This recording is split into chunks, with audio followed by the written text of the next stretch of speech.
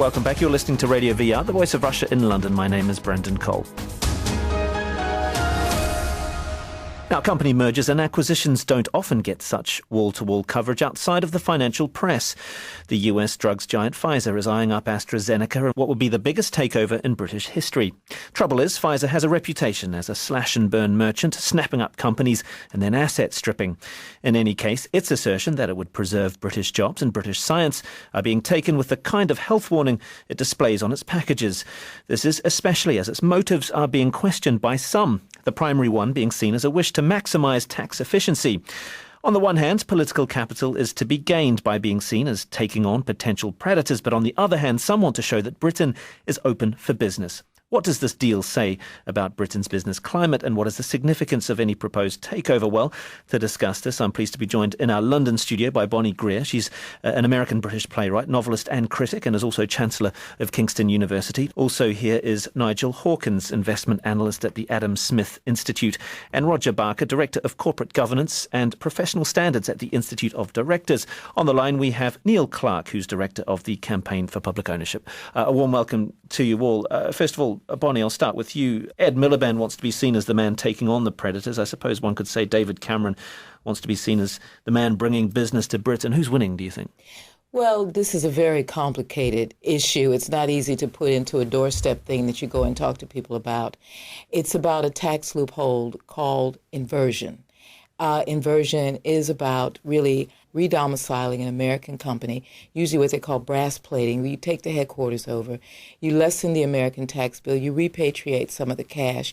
So a lot of these companies have trillions offshore, and now the loophole, and now they've got a time limit on this. So this is really what it is about. And AstraZeneca has a pretty horrible track record in terms of, I guess you call rationalizing the workforce. They've cut jobs. They've closed down a plant in Sandwich, which they promised to keep open. They've given us 5 years in which they said that they'll keep things as they are. But of course, 5 years is the time it'll take for them to relocate, rationalize their workforce, and do the stuff they have to do in the U.S. And then they do their work over here, which is usually slash and burn. It's about profit. It's not about giving us any benefit. Nigel, what do you think about that? Yes, a lot of it is clearly about profit. I think, first of all, that neither David Cameron or Ed Miliband are exactly winning on this. The winner, I suspect, will be the shareholders, who will presumably make the final decision. And in terms of the AstraZeneca shareholders, I think many people believe the key thing will be the eventual price that Pfizer offer. They prefer not to go hostile at present and assume they do a deal with AstraZeneca. I assume it's more likely than not it will be an agreed taker. If not, Pfizer may have to go hostile. I think the tax point is very important. I think in recent years there is serious concern that many major companies are paying very low corporation tax. I suspect in time corporation tax in the UK and in many other countries is becoming almost uncollectible because of the brains of these big companies working out where to make money, and it's very difficult. I suspect eventually we'll need lower public expenditure, much lower business tax, so it's not the clear anomalies we've got in this case, and may well be higher individual taxes to offset the reductions in corporation tax that seem almost inevitable, as we've seen with some big American corporations in the UK, and indeed Vodafone as well. But it's not exactly a race to the bottom, is it, Roger? I mean, a low corporation tax is a key plank of any kind of market economy in terms of attracting business. There's nothing wrong with that. And this is what actually the government has been trying to do over the last few years, to try and create an attractive tax environment, an attractive regulatory environment for companies like Pfizer and other multinational companies to come to the UK to base their operations. And in fact, in the UK, we really do punch above our weight in terms of, for example, research and development activity. We have about 10% of global R&D activity in the pharma industry, which is it's a huge proportion of the global total, given that this is a pretty small market in itself. So yes, we do want to attract these sort of companies, but I share some of the skepticism that people have about Pfizer. I mean, their acquisition record has been pretty poor over the last 10 to 15 years. And I think really it's for actually the directors of AstraZeneca to now stand up and say, look, we are better stewards of this company than the directors and managers of Pfizer. We can do a better job and make that case to the shareholders. Neil Clark, The UK has had a relatively laissez-faire attitude to foreign ownership. Do you think something in the air has changed? Because it appears with this particular case, the free market isn't the only consideration. That's slightly unusual. I very much hope that things have changed. And just to go back on a little point that Nigel, I think it was Nigel just made there, where he said that because of globalization, really, that corporation tax is going to have to keep going down and down and down. Otherwise, these companies just move from one country to another where it's even lower. And of course, this is what Pfizer is doing. But the problem with that is that I think Nigel seemed to be implying that we have to get to a position where we virtually have no corporation tax, and the tax will then be on private individuals. Question is, what private individuals? Because we have the same argument saying that we can't really put the taxes up of the very wealthy because they're a global elite who will then move to New York or to Switzerland. And so what will happen, and this is the real worry, is that the tax burden will get to a situation where the tax burden will be on ordinary people, the vast majority of working people and ordinary people, and the companies will not be paying any corporation tax, and also the very rich won't be. That would be the sort of dream scenario for the global elite. And I worry that this is all part of this trend. So I do hope that the alarm and the concern about this Pfizer proposed takeover is going to lead to a kind of change in attitudes at the top in Britain. We've really got to put pressure on our governments to kind of reverse this situation, which has been going on for 30 years now, whereby we're having this race to the bottom. We're allowing global corporations to kind of dictate the terms because we're all terrified of them leaving our country and going somewhere else. It's up to governments now to come together and say, look, we've got to take a stance. Okay, Bonnie, what's your response to that? The problem, and I agree totally with what was just said, the problem is, and I'm saying this as an American, someone who grew up in an environment where capital and understanding of capital, moving capital around is a normal thing, a natural thing. The economic mix in this country and in the rest of Europe is public-private. So there isn't ever, I haven't seen any measure, the way you measure private capital, of what the percentage of public investment in a business like AstraZeneca is. How do you measure the Oxford-Cambridge hub in terms of its input in this corporation? How do you put that on the table? It's not simply a matter of a private company. This is also the public is invested in this company. We don't see enough conversation, enough measurement, enough of a graph so that the public can understand that we have a stake in this. And that's the way the UK economy has been built. This particular government is trying to impose something that actually is quite unnatural, and that is really a lot of what the battle is about. Ian Reid, the Pfizer boss, appeared before the Select Committee this week. Roger, he made pretty categorical promises, didn't he? That he said he would at least keep for 5 years, which isn't too bad. He was saying that he would be committed to British investment, British jobs and British science. I mean, of course, there is the experience of what happened after the Kraft takeover of Cadbury. That was in 2010 when they closed down a factory. Yes, they made promises there. But I think also, looking at this from a common sense point of view, you can't bind yourself irrevocably in terms of what the company is going to do in the future. I mean, there is talk about actually splitting Pfizer into 3 separate companies, spinning off 3 divisions of Pfizer. So what would then happen to these assurances in that sort of situation? And also there was this proviso which was made by Ian Reid when he made these assurances, which was, we will stick to this unless circumstances significantly change. But that's fair enough. That's what a chief exec would say in any case. Absolutely, it's fair enough. But it also should highlight to us the fact that circumstances can change, and so therefore we shouldn't place too much confidence in these assurances that are being made. Nigel, Ed Miliband wants to increase the public interest test, but that was actually watered down under Labour. Yes, do you think Ed Miliband is on shaky ground when he says that the public interest test should be extended to science? Well, I think it's quite good politics as far as he's concerned. The bottom line at present, as I understand, is there are only really 2 sectors where the public interest really kicks in. One is on media, to make sure that there are a variety of media players. And secondly, defence, for fairly obvious reasons. Outside that, you could theoretically tack on pharmaceuticals, which Vince Cable, the Secretary of State for Trade, etc., has said is a possibility, but frankly is pretty unlikely. And I suspect, even if he'd worded it, it would probably post-date this particular deal. But there is some wiggle room from the Pfizer executives, the so-called 20% of R&D job commitment. But again, that is subject to be able to get out of it if particular criteria were to arise. I think the key thing is what sort of price finally will Pfizer offer? Will it be enough for the AstraZeneca board to say, yes, we can do business on those numbers? If they say, no, we refuse, then Pfizer have to decide, do they put up or shut up? That'll be something which will need to be done, I think, around the same by May 26th. You're listening to Radio VR, the voice of Russia in London. My name is Brendan Cole. We're discussing the proposed takeover of AstraZeneca by Pfizer.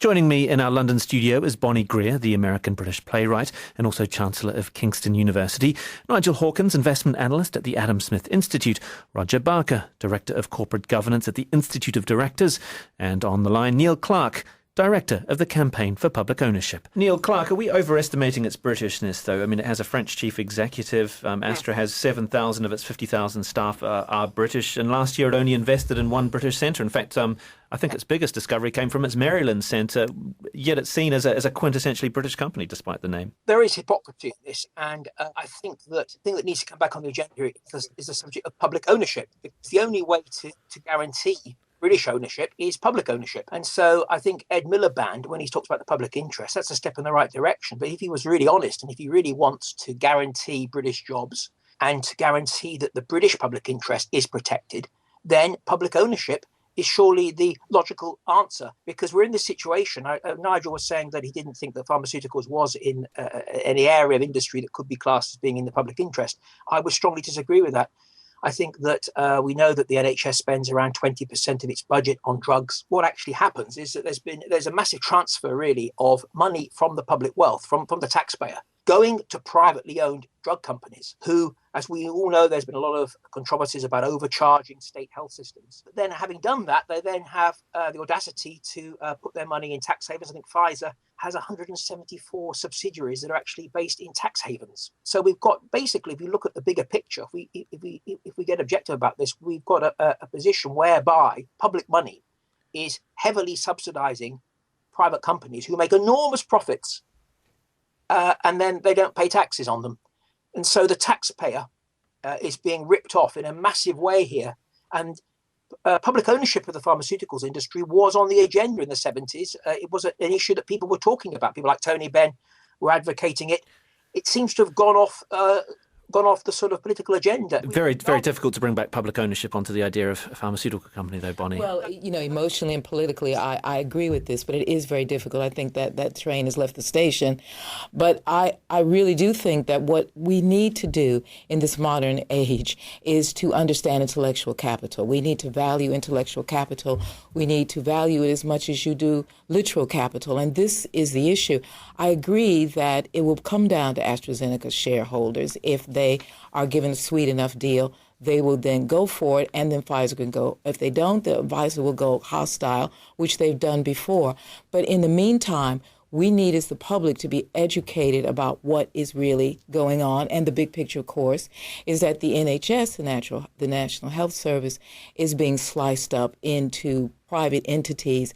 And a lot of what Pfizer wants to do is get in on that. This is the beginning of a big new kind of health environment. We are an aging society. The average age in the United Kingdom is 40.5. So there are going to be lots of new drugs that go into geriatrics.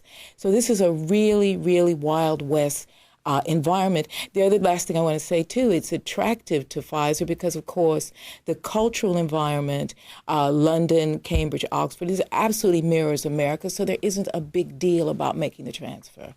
I mean, on that point of the NHS, Roger, I mean, Pfizer itself has expressed misgivings about how drugs are tested, and the NHS is not the best great way to test pharmaceuticals. They prefer drugs tend to be tested in Europe where it can happen a lot quicker. The NHS is too slow for testing pharmaceuticals, so they won't even be looking at the NHS necessarily to get things onto the market. No, but I think that there are many other aspects of the UK business environment which do attract Pfizer. I mean, that is, you're right, that is something that they have criticised the UK about. But, we have a tremendous scientific infrastructure. We have great universities. I think we're all agreed that life sciences in the UK are incredibly important, and we want to promote and we want to foster it. But the question is, how do we do that? Do we do that by blocking takeovers of this nature, and forcing companies to assure particular jobs, which perhaps in a few years' time they won't want to actually keep?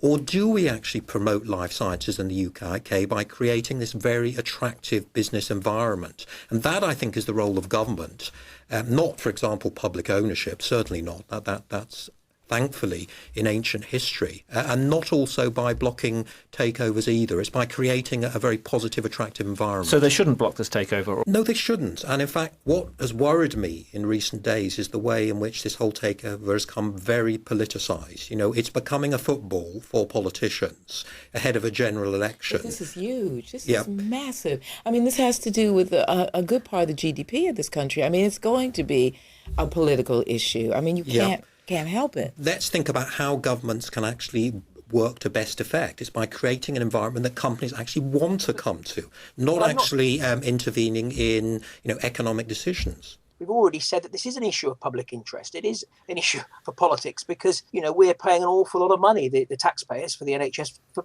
paying for these drug companies. So I think to say that it shouldn't really be a political issue, and we shouldn't really, almost as if we shouldn't be debating it, should be left to the free market and simply up to the AstraZeneca shareholders, I think is wrong, because we're all involved in this. As Bonnie said, this is massive. This affects our lives. Okay, but the political issue, Nigel, is really what we're talking about in the last couple of minutes, is about job protection. And that may not necessarily be in the best interest of AstraZeneca if we want to preserve the scientific and knowledge capital that Bonnie is talking about. Who doesn't want a lean, mean, very efficient, more efficient Pfizer-Zeneca, should it happen, producing drugs at the best cost? Well, certainly there are understandable concerns about job losses going down the line. But I think you have to remember too, the UK does have a pretty thriving pharmaceutical market. We haven't really mentioned GlaxoSmithKline, but over the years, one of Britain's biggest companies have done extremely well. Where I would disagree with the public ownership points is that, and looking back to the 60s and the 70s, public ownership wasn't, frankly, in many sectors exactly very successful. But I do accept that major companies selling to government-owned bodies, whether it's the National Health Service or whether it's the MOD, does need the strongest of regulation and the strongest of buyers to make sure those organisations, the NHS and the MOD, are not ripped off by large multinationals. So that's why I believe very strong regulation. I have no problems at all in major procurement decisions being made very public and the prices quoted on the computers and so forth. So we all know exactly how the billions of pounds are being spent, whether it's for a new aircraft carrier or whatever, is actually broken down. So I think it is very important. Another thing that does concern me seriously is whether the Inland Revenue are really up to dealing with massive multinationals, whether it's Goldman Sachs or Vodafone, with access to some of the best barristers in the country on their tax affairs. I would also say in relation to public ownership, which I think public ownership actually exists. I mean, it's chaotic in American terms as the NHS may look. It is a massive data mine, massive. And part of what is happening with the NHS is that a lot of that data is being sold off. What this company can do is to use some of that data to develop drugs. Every time you go into the NHS, there's data being taken. So in a sense, there is a large public ownership interest. I would say to people who are for public ownership is maybe to not use the word and come up with another word that actually defines the relationship of the public to these companies. We are invested in them.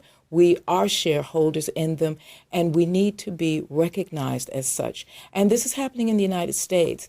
Walgreens shareholders are being told, huge pharmaceutical, are being told that perhaps it is not in your interest to re-domicile because it changes the corporate culture, it changes the shareholder relationship to the business, and this has to be brought on the table as well. Does this undermine the whole policy of having attractive corporation tax rates in the UK? When the first big test case happens, the chief execs are hauled up in front of a business committee to explain themselves. It does, because I think it politicises the whole thing. It becomes almost like a political inquisition, with the result that the final outcome is determined by who's shouting the loudest, who is lobbying the hardest, and that isn't really what should happen here. But the point I would want to make is, I'm not advocating that the bid of Pfizer should be accepted. There may be very good reasons why they are not the right people to take over AstraZeneca. But let's not be under any illusions. AstraZeneca is a multinational company which will do exactly what it perceives to be in its interests. It has been closing down facilities. It's been laying off staff. It is not some kind of national champion which we should feel an obligation to protect. And so therefore what this takeover has to be decided on are the current board and management of AstraZeneca the right people to take the company forward, or is it some other group of people who can do that better? You're listening to Radio VR, the voice of Russia in London, with me, Brendan Cole. We're discussing the proposed takeover of AstraZeneca by Pfizer with Bonnie Greer, Roger Barker, Nigel Hawkins and Neil Clark. Neil, perhaps we've conflated this particular deal with that of the Kraft takeover of Cadbury, which was invoked a little bit earlier, which was intrinsically a very British company. Cadbury isn't exactly AstraZeneca, is it? It is a bit hypocritical, people to say, oh my God, AstraZeneca is a great British company, we've got to fight this bid, if they're not willing, those same people, to embrace the idea of public ownership, because it's a multinational, it's a PLC, it wants to make profits, and it would act in a very similar way to Pfizer. It would close down factories if it wasn't making a profit. So we shouldn't get sort of sentimental about AstraZeneca. If we really are concerned about keeping a British pharmaceutical industry going, we really are concerned about keeping national ownership of this very important sector in which there is a public interest, then we've got to debate public ownership. I think for people like Ed Miliband, his position, if he really was concerned about the job losses, if he was concerned about public interest, then he should at least be considering the idea of public ownership. And why didn't he? And he didn't meet the Pfizer chief executive when he was offered the chance. Well, it'd be toxic, first of all. I mean, he needs to. He's the Labour Party head, so he's got to find a way to talk about public ownership that isn't about the way you talk about in the 70s. I mean, and that is difficult to do. How do you do that? We have a generation of people who don't know anything about that kind of environment. All they've got is all the nasty, negative stories that came out of the 70s. He needs to know how to do that, because that is what he's talking about. We, the public, need to understand in this economic environment what our investment has been in tax and in human capital, in education, in the great research universities that we have. We need to understand that in terms of pounds and pence, just as the way Pfizer understands its input, the way AstraZeneca, as you say, it's a British-Swedish company, what its own investment is. We need to put that on the table, and there aren't any markers to do that. And Neil Clark, I mean, if you take the French example, where companies do have close ties with the government, they're actually going the other way, because Francois Hollande, who was elected on a platform of soaking the rich, is providing tax breaks for business, liberalising labour laws, and preparing France for globalisation. They're actually doing the opposite. Well, don't get me going on Francois Hollande. His poll ratings say everything we need to know. He's the most unpopular French president in memory. I think going back to what Bonnie said about public ownership and saying why Ed Miliband perhaps feels frightened of even mentioning it, I think there's a massive disconnect here between the elite in Britain and the West generally and the general public. Opinion poll after opinion poll shows that public ownership isn't unpopular. Over 70% of people want to see the railways renationalised in Britain. Right. Similar majority want to see our water in England renationalised. So it's not a dirty word for the public. I mean, it's only a taboo among the media and political elite. And so we've got to break through this. Public ownership occurs in many European countries to this day. It was successful, I would say, very successful in the post-war period in Britain. OK, Roger, you're shaking your head. Yeah, I almost feel as if I'm in a bit of a time warp now, that suddenly we've gone back to the 1970s. It's just, it isn't on the agenda at all. And I think, the UK has actually developed a hard-won reputation over the last 20 or 30 years as an open nation, as a very attractive destination for foreign investment, one of the most attractive in the world. And I don't think that any government of any colour, left or right, is going to lightly throw that away. We did actually have to indulge in public ownership during the financial crisis, where we had to take stakes in Royal Bank of Scotland and Lloyds Bank and some other financial institutions as an absolute last resort. But that is something that the government and future governments will try to unwind, I think, as soon as possible. OK, moving away from public ownership, can I just ask Nigel a question about the idea of intellectual and knowledge-based capital, which Bonnie raised earlier? really you could argue whatever happens, whether this deal goes ahead or not, the research will still be based in the universities. Those universities have global reputations. That will still remain. I would have thought so. Obviously, Pfizer is quite keen to do some sort of agreed deal with AstraZeneca so that there will be, what they would hope anyway, a seamless transfer of resources, intellectual resources between the two companies, and that most of the drug research could actually continue as previously. If you start getting to a hostile situation and it drags on for a long time, it gets much more difficult. That's one of the reasons, I think, particularly in pharmaceuticals, why you do try and see some sort of agreed deal rather than slugging it out as we've seen in one or two other sectors. But there will be a concern, clearly, if Pfizer do take over AstraZeneca, and it's a long, bitter battle, because some of the real drive and flair within the AstraZeneca research team might well be dissipated with some of the key stuff going. But I think the public ownership issue is important in that I think the public, going into the 21st century, we need to understand intellectual capital, and we need to have that on the table. I think the labor leadership is frightened about it, again, because the media is right of center, frankly, and it can find any excuse to sort of label them as old labor. But this is a very 21st century idea about looking at what people are worth. And I think the idea of public ownership in the 21st century goes into the idea of what workers, what universities, what the taxpayer puts into a company like AstraZeneca. Then we become shareholders as well. Sure, they're literal shareholders. Sure, Pfizer will go hostile if they don't, by the 26th, if they don't get what they want. Nothing that we can do about it, honestly, at this point.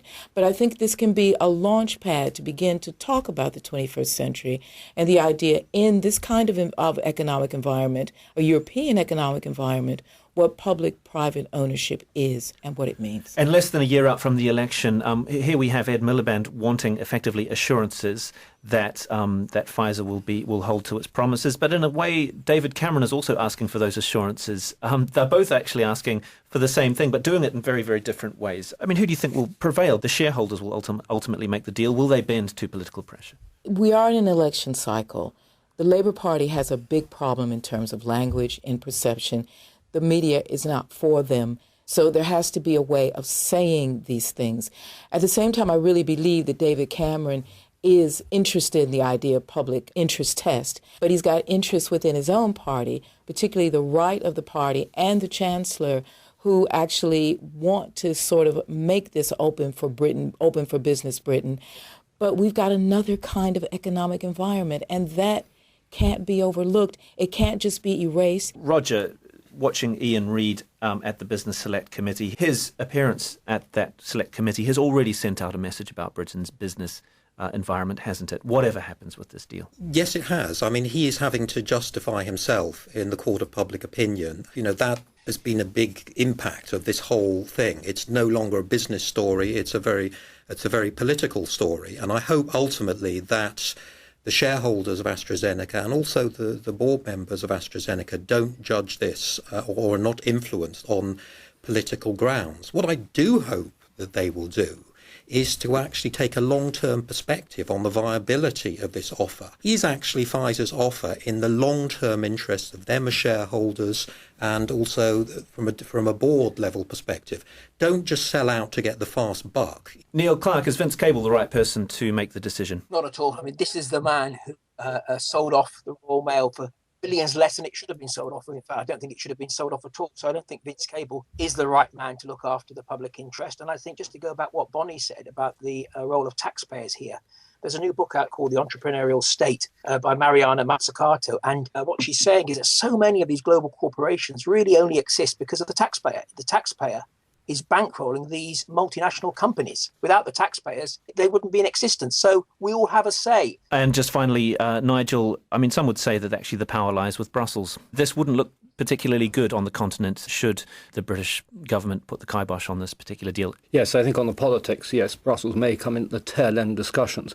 To me, the key thing is what 10 Downing Street decide. I think, too, the politics has been driven by the Cadbury situation, a quintessentially English company in marginal constituencies with a very large number of products that millions of people recognise. AstraZeneca is very different. And I think at the end of the day, the shareholders will make the judgment Many thanks. That's Nigel Hawkins, investment analyst at the Adam Smith Institute. Also joining me here in our London studio, Bonnie Greer, who's an American-British playwright, novelist and critic, and also Chancellor of Kingston University, and Roger Barker, Director of Corporate Governance and Professional Standards at the Institute of Directors. On the line, we had Neil Clark, who's Director of the Campaign for Public Ownership.